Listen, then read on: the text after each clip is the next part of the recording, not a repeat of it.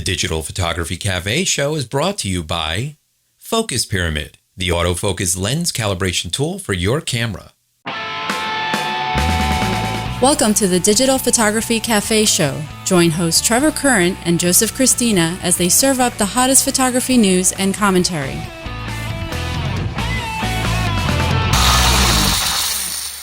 Hey everybody, welcome back to the show. This is episode 194. I'm Joseph Christina here with my co-host Trevor Current. On last week's show, we looked at the brand new 3-in-1 photo reference tool. Sony has a couple of new patents up their sleeve. Amazon opens their own photo studio, and we critiqued Robert Klein's work. If you haven't watched last week's show, I encourage you to do so. You can find it at digitalphotographycafe.com and our YouTube channel, youtube.com/dphotocafe. Listen with the popular Stitcher, TuneIn, and Xbox Music apps, or subscribe through iTunes or RSS. Hey, Joe, we are back. How's it going, my friend? I'm doing well. How's everything over there? Everything is going great. Very excellent. Very busy. Nice. Good. Enjoying the summer, the last bit of it. We're now into August. We got another month. Kids go back to school, so we're trying to make the most of each day. You know? Yeah, my oldest daughter is going to be heading up to school, so we have to actually drive her up. She's going to college. She's like in her second year of college now. So, I can't even imagine, man. Yeah, I don't envy you. Yeah, it's definitely no fun. It's sad, you know. You hate to see her go, and then the time we see her again, it's gonna be like Thanksgiving or something. So, I don't know. It's sad. It's exciting. Exactly. It's all this stuff. It's a whole emotional thing for her too. Yeah. You know? I'm sure she's feeling a lot. She's in her second year now, so a couple more years, and then she'll be done. So it's good. But we have the other Rugrats running around doing their thing. So there's never a dull moment. Nope, they'll keep you busy. Yeah. So, anyways, let's get right into it. We got a lot of stuff today. Yeah, we do. So we found this story that we found kind of funny and interesting all at the same time. So there was a Kentucky man that got arrested for shooting a drone out of the sky over his house. And, it's kind of interesting from the whole perspective of the story. He claims, invasion of privacy. It's flying over his private property.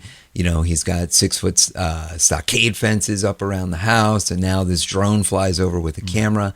What are they trying to do? Are they trying to look at his 16-year-old daughter in the backyard? Are they looking for something to steal? Yeah, that I guess really is the main beef of the whole story here is that the daughter said, "Hey, Daddy, look, she's 16, she's laying out or whatever, hanging out in the backyard. There's a drone flying above us here, and she feels that it's like creepy and weird." I think that was the quote. Yeah. So the guy comes out with his shotgun. I mean, he does have a 6-foot fence going around his entire property. If there's a drone, I would say, let's say, quote unquote, in his airspace, well, I don't know. Maybe he should be able to take the thing out. So, yeah, it's really, it's strange. I mean, this is what's going on. So you can imagine 2 or 3 houses down. This is not a cheap drone either. It's $1,800. Maybe there's like the dirty old man, or maybe there's 3 or 4 guys looking on a monitor and flying it over to the property over there and watching her sunbathe or something. Who knows what's going on? Right. So yeah, this is definitely a privacy type of issue the way I look at it, at least. Yeah. I mean, the guy that was flying the drone is basically saying, I was doing nothing wrong. I was up flying it, and a friend of mine who lives up the street said, hey, do a flyby on my house. And basically he's flying by this guy's house for a short period of time. But the guy, the one who shot it out of the sky is saying when it hovered, when it stopped and hovered, that's when he shot at it. Right. So, I mean, if you're doing a flyby, you're not stopping and hovering. Now, this guy is showing that he's got GPS data and stuff that shows where it was and that it wasn't there for more than a couple seconds. And, he said, she said, interestingly enough, when they recovered the drone, no SD card in the video slot. So, some incriminating the shotgun evidence must have blew the SD card out. And yeah. Right. Yeah, sure.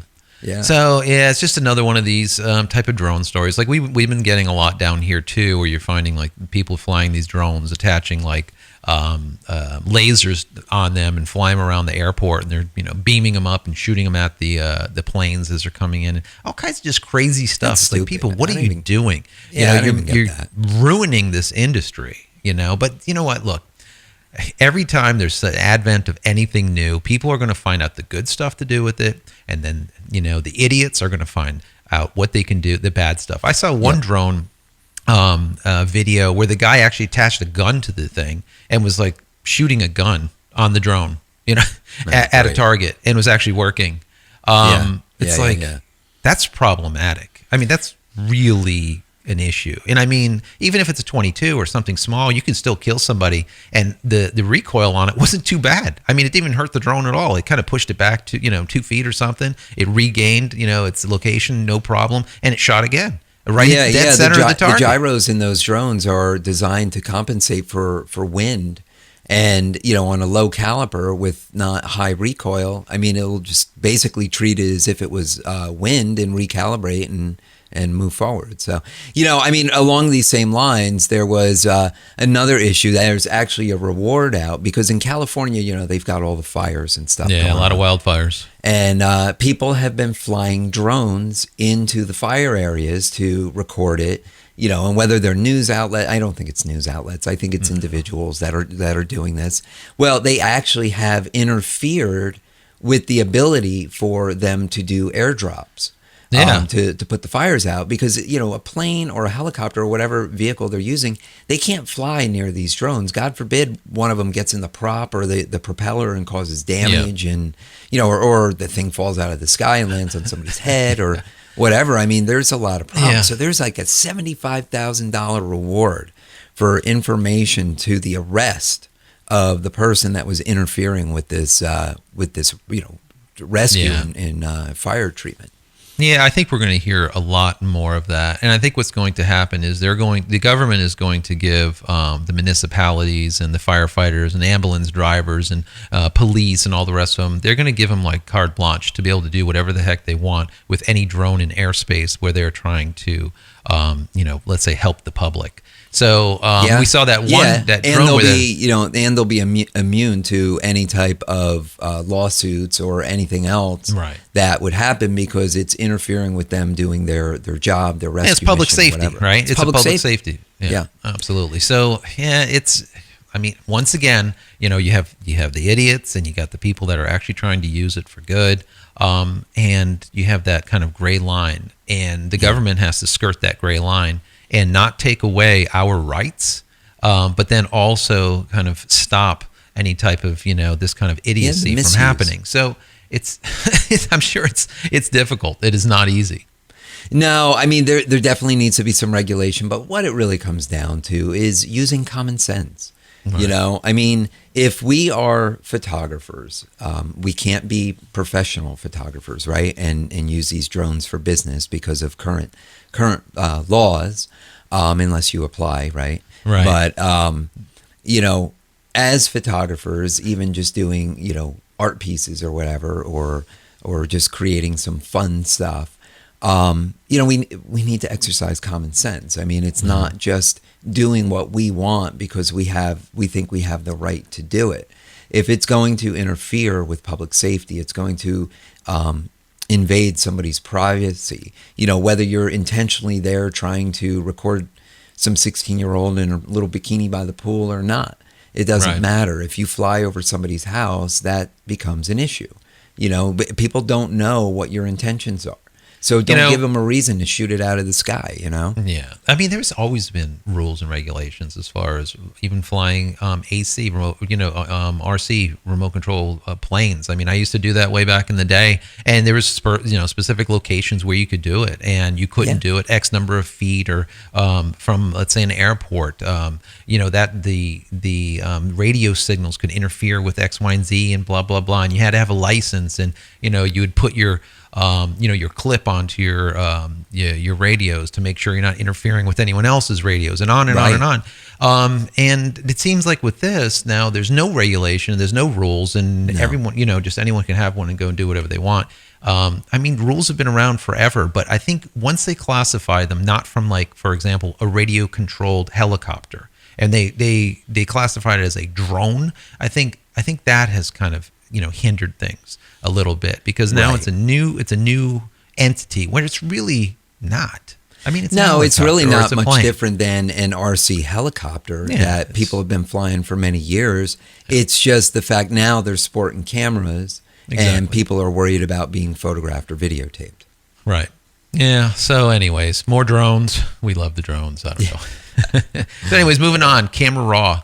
Updated. Now we have 9.1.1, guys. If you use Camera Raw, which I'm sure you do, if you're using Lightroom or Photoshop or whatnot, you're going to need Camera Raw. Make sure you download it, and download it soon. It's going to be the last version of Camera Raw that you will be able to get. This is kind of for CS6. This is for CS6. Now, this is kind of interesting, and it kind of makes me, we've talked about this in the past, planned obsolescence and what Adobe's doing. And I think this really feeds the beast. This really shows the model. It shows the path that they're taking. So, like we said, this is it. This is the last Camera Raw. That's the end of it. Yeah, they're looking at it. Yeah, they're looking at it saying CS6 is old enough now. It's been around for several years, and Adobe, as with most of their products in the past, that at a certain point they basically stopped supporting the old software. Right. If you're running like CS3 or CS4, you haven't had support for those apps in a long time. They're basically planning to discontinue support for CS6, and this is kind of the first step. Of course, if you're getting the Lightroom updates that incorporates these, raw file updates, you're going to be fine.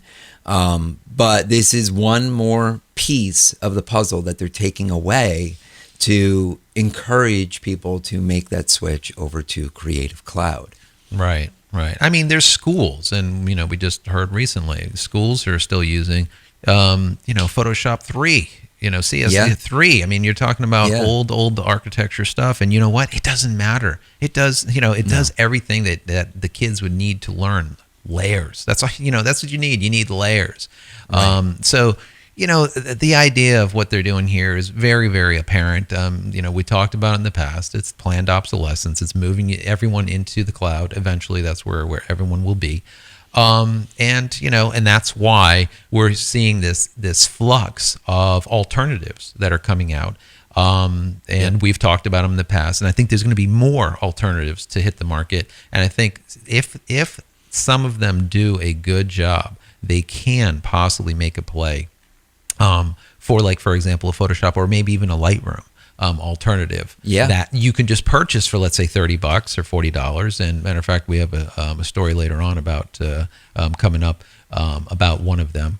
And it's just interesting. Now, the problem that I have here is if you do have one of these, if you have a camera that shoots RAW and you no longer can bring it into, let's say, your Photoshop CS6. Now you need to use, for example, a piece of software, a DNG converter from Adobe, to convert those, let's say, CR2s or your native Nikon RAWs into a DNG format. The problem with this is I was reading a story, it was last week or the week before, about someone that converted a whole year's worth of photos to DNG, and kind of got sucked into the world of DxO, the Optics Pro. They really liked it better than Lightroom for doing their manipulations of their files. And come to find out, that piece of software is not supporting, the files natively, the DNGs. So they're having to now go back to their Camera Raw files to be able to use DxO until any type of updates happen, because the DNGs are not supported. I have a problem with this movement to DNG. A company who is, a photo editing company, a software company, and not the format of the camera itself. Because I tell you what, Trev, in 20 years, you should be able to take, let's say, a CR2 file or an old RAW file and be able to convert it. I'm sure Canon will give you that latitude to be able to convert old images. It's like taking film. It's now film that you're bringing back. But at DNG, if Adobe ever bellied up, or if they wanted to go and change DNG format to something else to bring people into their next best, greatest thing that will force people to change, you're kind of at the mercy of, at their mercy. I don't like it. I really feel that the camera manufacturers need to drive the RAW formats, and it would be wonderful if they would all work together and come up with a commonality. But obviously they have their vested interest in their the proprietary formats. Right. But I think relying on a software company as the new standard that you're going to convert all your RAW files into is a bad way to go. Right. I mean, when it first came out, it was interesting, right? Because we were like, Adobe's not going anywhere. We all use Lightroom. We all use Photoshop and everything. But in light of Adobe's, business moves over the last couple years, some people are not happy with Adobe. And they're not happy with the direction they're moving. And if you got sucked in, like this guy that you referenced, into the DNG, format, that can cause problems with switching over to alternatives. And honestly, from a software standpoint, it's brilliant.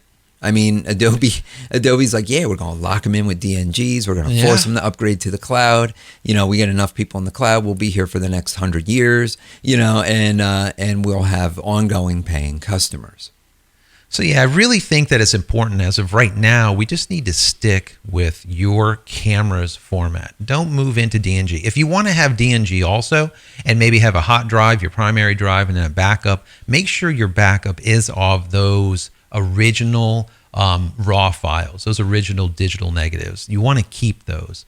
If you want, like I said, if you want to play with DNGs, that's fine. But keep those RAWs, because you just don't know what's going to happen. You just absolutely don't know. And it's the equivalent of taking, film back in the days and taking your original negatives and putting them into a safe place that is, light tight, as well as a nice climate controlled environment, because those are literally, that's all of your work. That's your backup right there, those negatives.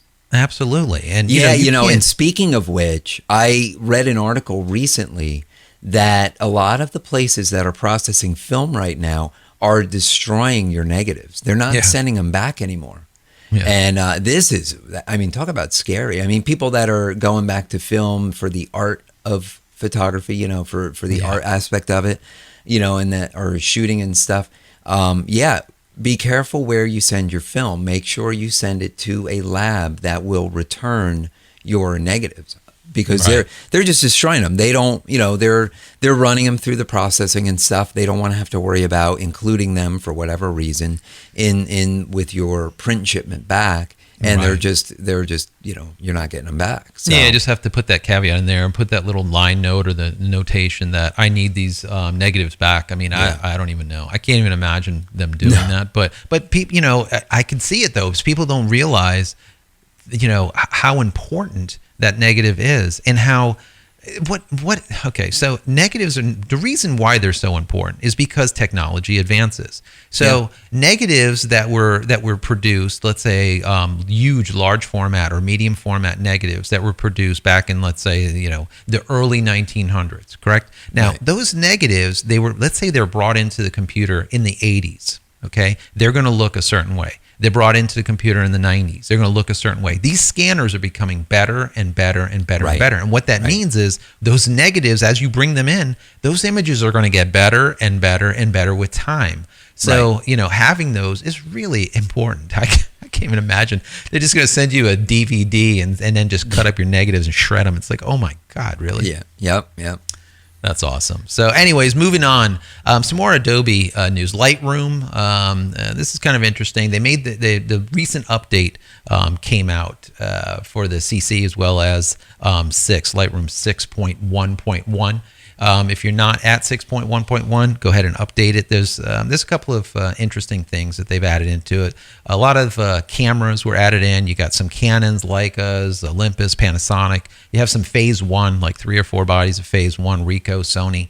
One of the big boys in the name, in the group, is the A7R2, the Mark II, which we've been talking about for quite some time now as being a really, really nice camera that is a pretty good alternative, possibly for people that are shooting current DSLRs.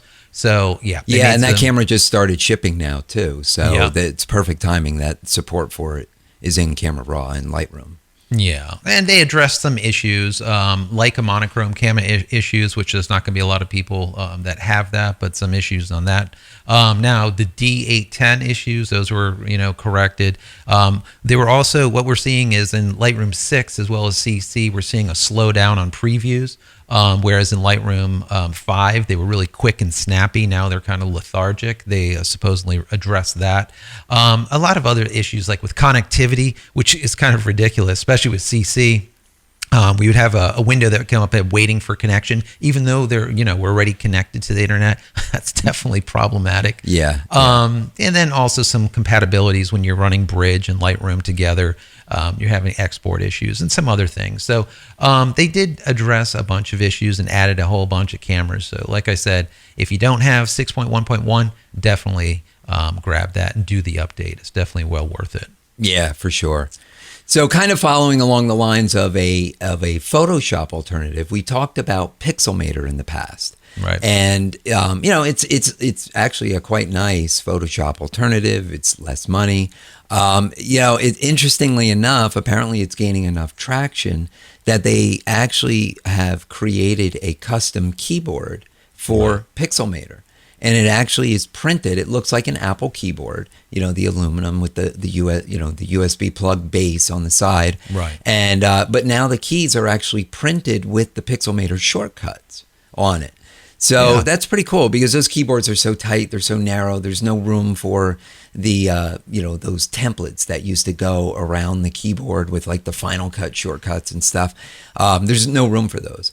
And people have used stickers in the past. With the stickers, they have a weird feel. They peel up. This is actually printed like a real keyboard. So it's actually quite nice. It's a little bit pricey, $125. I suppose if you're using it on a regular basis, maybe the $125 is worth it for you. Yeah. It's a pretty good chunk of money. It's a pricey keyboard for sure. Yeah. I mean, Photoshop, you have a lot of people using Photoshop for an alternative and that kind of price. I don't know. I think that the keyboard is actually probably like 4 times the cost of the product itself. I know. It's more expensive than the software. Yeah, so I don't know. I don't know how it's going to go over, but I do like the way it looks. Like you said, I mean, it's got the black keys, nice aluminum, so it looks good. So it's something to take a look at. We'll put a link in the show notes. But moving on, this is very interesting. We talk about GoPro a lot, and we love the GoPro, and they, watching some of these GoPro videos are just absolutely phenomenal. What people do and their creativity. So there's a guy here. He's let's just call it analyzing his golf swing. Right. And he has his GoPro set up probably on like a little tripod on the floor, and he takes his swing, and that's all you hear is a big crack. And that's the end of the GoPro. I know. He's doing all these beautiful swings with his iron, really making beautiful form. Steps over to that tee, swings, hits the ball, and it goes right into the lens of the camera. What's cracks the camera. Yeah. But the interesting story here is, he posted up on, I think it was on Twitter or something, and he gets a message back right from GoPro, and GoPro's like, "Hey, bro, that was a rad shot, man. We really like that. That was truly awesome. But we see your GoPro is totaled. You know what we're gonna do? We're gonna send you a brand new Hero 4. What do you think about that?" Yep. So that was pretty. Yeah, that's really cool. Awesome. And he's like, so they just said, listen, go ahead and set us your information. Google plus us, circle us and send us your details, and we'll send you over the brand new GoPro. And the guy writes back, he's like, "Wow, GoPro. You guys are such badasses, And I like that because, it gives that feel that GoPro is like one of us, It's like this company that's based on one of us. It's based on like skaters. It's based on, the surfers. It's based on and these BMXers and yeah. It's cool. Kudos to GoPro on that. That's just awesome. That's awesome. Absolutely. So anyways, we need to take a quick break. So we got a lot more to kind of throw you guys' way. We got a lot more. It's been already a long little period here, but hang in there for one more second. We're going to take a quick break and we'll be right back. The 3-in-1 Photo Reference Tool is a versatile, all-in-one color reference accessory designed to help you dial in white balance, exposure, and color temperature. With its 37 anti-reflective color reference tiles, both photographer and videographer can take complete control over their color workflow. The front side features 19 color tiles. The large 18% gray card with center target makes autofocus lockup easy while providing fast in-camera custom white balance and single-click color correction in post-production. The 6-step exposure gradient provides perfect tonal reproduction, balancing highlights with deep, rich blacks in every image. Its 12 tiles of primary, processed, and standard skin tone colors are perfect for digital reference. On the backside of the 3-in-1 Photo Reference Tool, you will find 18 custom tiles. 6-step exposure gradient including an 18% gray tile, perfect for dialing in exposure and neutralizing color temperature in post-production. And finally, perfect for the portrait photographer, a unique 12-step gradient unlike any other color reference tool, allowing warming, cooling, and neutralizing color with a single click. From in-camera to post-production, the 3-in-1 Photo Reference Tool helps push your creativity to the next level, providing complete color control over all your imaging creation. Grab one today from your local camera dealer or visit our website at jchristina.com. All right, so we're back, and there is some interesting news coming from Sony. Some of you may know that I've done a lot of work for Sony in the past, and some of the work that I've done has been for their retail stores and their outlet stores. The online store, the Sony style online store, has been fairly popular for many, many years. Right. But now they put out an announcement the other day that as of August 28th, the store will be closing. Their online store will be closing. So you will no longer be able to buy products from the Sony online store. I could see them doing that. I mean, the logistics of running a store is just, they're probably not making enough to make it worth it. There's so many great, sites that are actually selling the product for them. I mean, look at Amazon. I mean, look at the size of their, locations. I was just on the phone with Amazon. It was yesterday, the day before, and when I first started with Amazon 4 or 5 years ago, whatever, it was a while back. They had 3 facilities, that actually sent out product. Now, those 3 facilities have turned into basically subs of other facilities where they actually reroute from those locations to all these micro facilities. Right. So where you used to have, let's say in Georgia that covers like bottom East Coast, area. Now you let's say you send into Ohio or and then they just fan it out into the area to probably 10 or 20 micro facilities. So, I mean, they just got it. They understand it. No. And I mean, Sony gets it. I mean, these companies, that's all they do. Is send out products. So why do it? Just stick as like an OEM, a wholesaler, sell the product out, right? And let someone else deal with it. This one you're making a little bit less money because you're not selling it for retail. But oh my God, the logistics that you just completely, just got rid of a whole, this is good for them.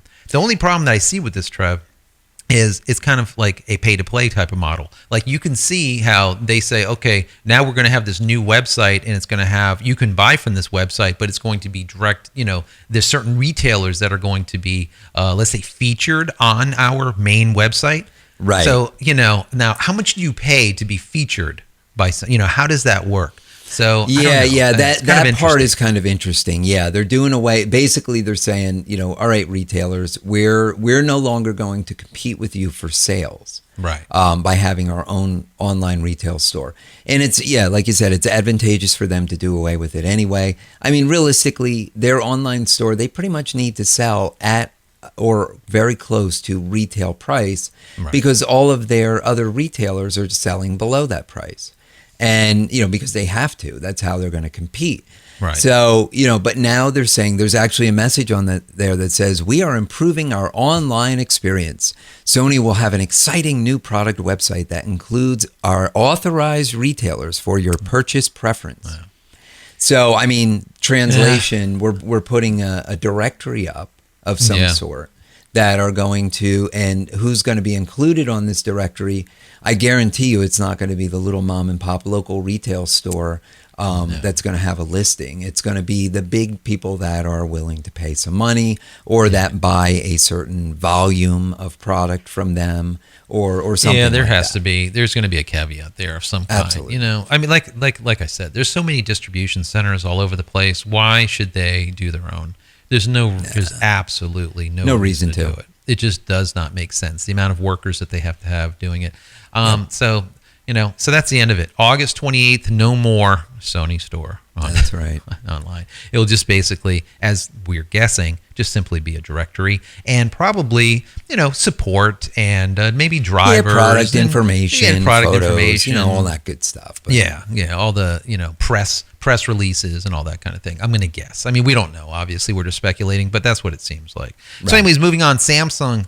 I know a lot of us have Samsungs and a lot of us have iPhones, and that's pretty much the two phones that are out there, and everyone else is like the, bottom 1% or 2% of all the rest of the phones. But Samsung has always been notorious for having their lens sticking out of the camera a little bit. So it's kind of like that, little area that kind of bulges out. Well, no more. As of the new Samsungs, that they're gonna get rid of that.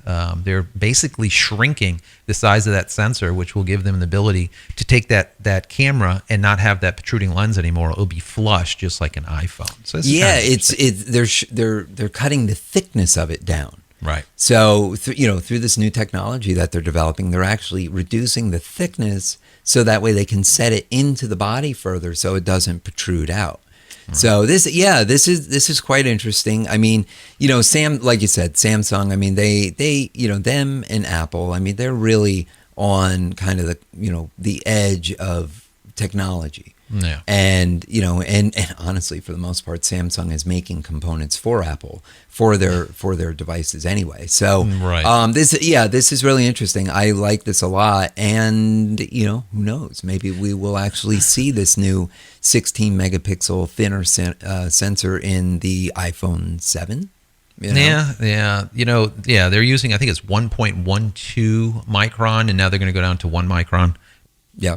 And that will give them the latitude to do it. Now they're claiming that even though they're losing some as far as size, or that the actual look, feel, resolution, color, fidelity, and all the rest of the stuff is not going to be affected by this smaller micron, the smaller sensor, smaller pixel size. So we don't know. We'll see. That as well as I do, Samsung's photos out of those cameras are unbelievable. So Galaxy 6, Note 4, they all have that. Now we're going to be moving into a 7 probably, and it'll probably be flush just like Apple. So kind of interesting. I like it. I like that. We always talk about how Nikon and Canon are like, two legs and one body. One takes a step, the next one takes a step. One takes a step, and this kind of thing. I see Apple and Samsung as in that same light. One does like a little bit of an improvement, then the next one's like, oh, wait a second, we need to step it up a little bit, and then the next one, and so on and so forth. So but that's good. We need that. We need the innovation,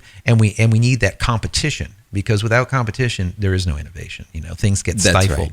And that's always been my beef with Adobe, even though I've been Adobe user since the day one, even before it was Adobe, but anyways, that the whole idea of being that one massive gorilla in the room and no one can compete, it stifles innovation. It really seriously does. So, but anyways, that's right. Moving on, medium format, right? Yeah. If you've ever been thinking about wanting to try and get into medium format, but haven't because of the price, obviously these bodies and lenses are quite expensive. Good news. Now you can get into the Pentax 645D for $4,000 for the body only, which is pretty good because it's down from $10,000. Yeah. It is an older body. It's a 5-year-old body.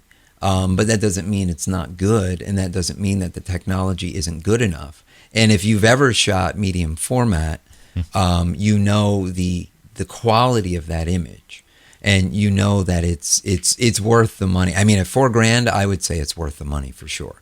I mean, Joe, you've shot the Hasselblad, that what was it? The 40 megapixel that they had, right? And that was just amazing, even compared to the full frame Canon, right? Yeah, there's absolutely no comparison. 40 megapixels, medium format to full frame. There's absolutely no comparison, no comparison at all. So, you look at this, and you say, oh, $4,000 for this 40 megapixel. Wow, I can go and get, no, it's medium format, guys. Completely medium different format. Yeah, horse of another color. But it's for certain needs. This isn't the camera. I mean, I wouldn't think that you'd want to truck around a wedding or an event, hauling a medium format camera to do, candid shots. Right. That really doesn't make sense. But if you're doing studio work, that's where it really comes in. Well, interesting is, one of the matter of fact, one of the gigs that we were on set together, we actually showed Hasselblad. I think it was at the time, it was not the H5D40s, it was the H4D40 that I was using. And I used it as a running gun fashion camera, not on a stick, Right. And it worked. It just simply worked. You can hand hold it.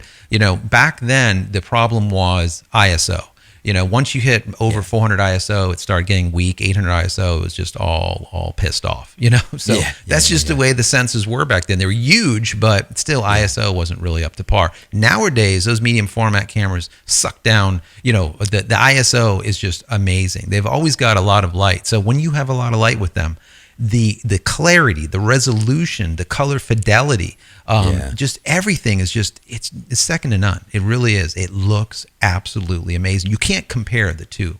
And we did do some tests with moving from 5D to the medium, the Hassies, and they're just you can't. There's no comparison at all. When you stop being able to zoom into an image and resolution is starting to be affected, you can take that same image from the medium format and then go and do 5-10 times more zoom, and still just keep on going, and keep resolving pixels. So it's definitely interesting. But so there you go, $4,000, and you can jump into medium format now. That's really cool. That really is cool.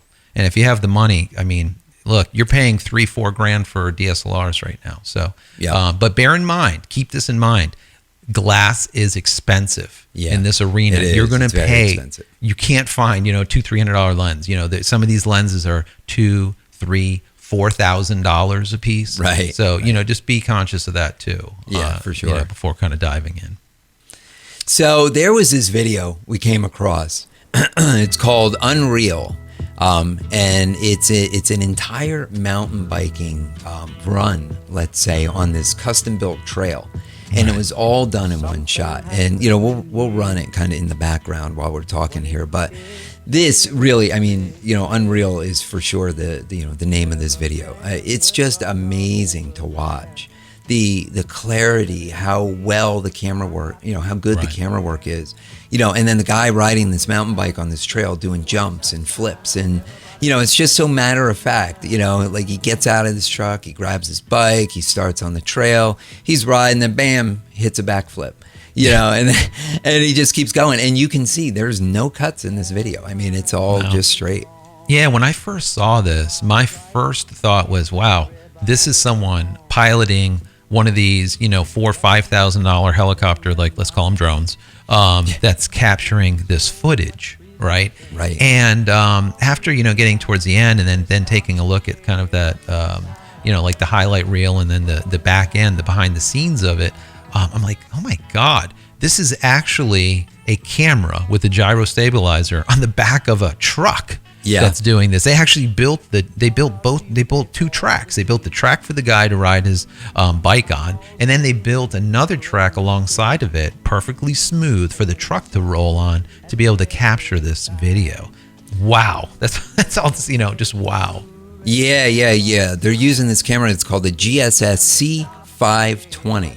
So it's this, I mean, it's like one of those gyroscopic cameras that you would see on the front of like a big helicopter or something. But it's on like this, like a boom. It's on like a little bit of a crane or something mounted in the bed of the truck. And there's a guy that you see in the picture riding in the bed of the truck. There's 4 guys in the cab. You've got the driver, you got a camera operator, you got a focus puller, and then you've got somebody who's basically running the timing, making sure everybody's in sync with the rider and stuff like that. Right. It just a phenomenal production.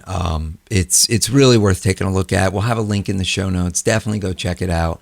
Go full screen. Click on the high-res version of it. It's just such a neat feel. And you just sit there like, wow. Yeah. It's just amazing. Absolutely. So anyways, we need to get out of here once again for another week. What do you think? Yes, we do. Running long, but all good. So if people want to connect with you outside of the show, what is the best way for them to reach you? Yep, you guys can find me on Twitter, and that's at Joseph Christina, and that's Christina without an H. Great, and you can connect with me on Twitter. It's at Trevor Current. Sorry, everyone, we are out of here for yet another week. You can get all the show notes from this episode by visiting digitalphotographycafe.com/194. And don't forget to subscribe to our YouTube channel at youtube.com/dphotocafe. Or call our comment line at 440-345-6707. Once again, that's 440-345-6707. And we will see you next week. You've been watching the Digital Photography Cafe show with Trevor Current and Joseph Christina. Subscribe to our YouTube channel with any compatible device by visiting youtube.com/dphotocafe. Be sure to subscribe to our audio feed through iTunes, Stitcher, TuneIn, and Xbox Music apps or through RSS. Visit digitalphotographycafe.com for show notes and to connect with your host.